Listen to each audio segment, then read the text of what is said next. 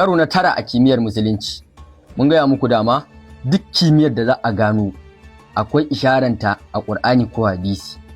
Wasu ayoyi da hadisan ma sai nan gaba za a gane inda suka dosa. Malaman kimiyya sun gano wani wuri a sararin falaki wanda yake haɗe taurari saboda yana da ƙarfin maganaɗisu. Sunan wurin black hole, da Hausa kuma ka ce baƙin rami. A Qur'ani Allah ya mana ishara a suratul Najm kuma har rantsuwa yayi. Kako duk abin da Allah ya rantsuwa da shi to ba abin wasa bane.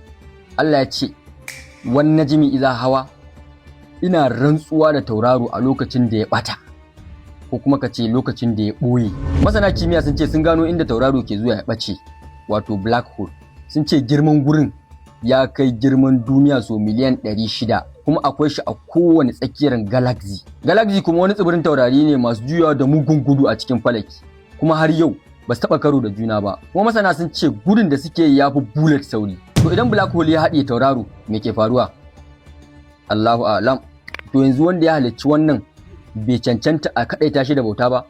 Wanda ya halicci waɗannan abubuwan bai cancanta a girmama shi a bauta mashi shi kaɗai ba?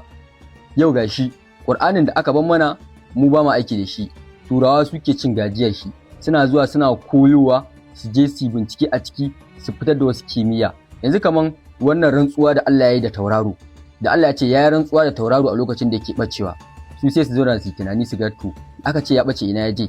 To tunda su ga Allah ya rantsuwa to akwai wani abu na musamman game da hakan, shine suka bincike su gano cewa kuma ga inda idan ya bace yake zuwa. Ba ku ji abin da Allah ya ce bane a suratul Hashir aya ta 21, law anzalna hadhal qur'ana ala jabalin la ra'aytahu khashi'an mutasaddian min khashyatillah.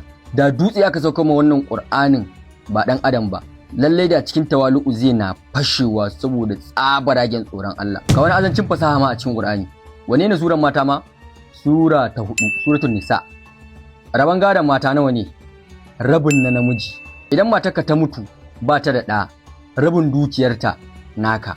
To, sura ta 4 aya ta 12, ku duba ku gani, za ku ga inda aka faɗa haka. Walakum nisfu ma taraka azwajukum in lam yakul lahunna walad. Ga masu buƙatar network of the Quranic verses, zan samu ku shi a channel ɗina na WhatsApp. Link ɗin na a comment ɗin wannan post ɗin a Facebook. Ku sa mana ra'ayoyinku a cikin comment. Bidiyo kuma a cigaba da cilla shi kawai.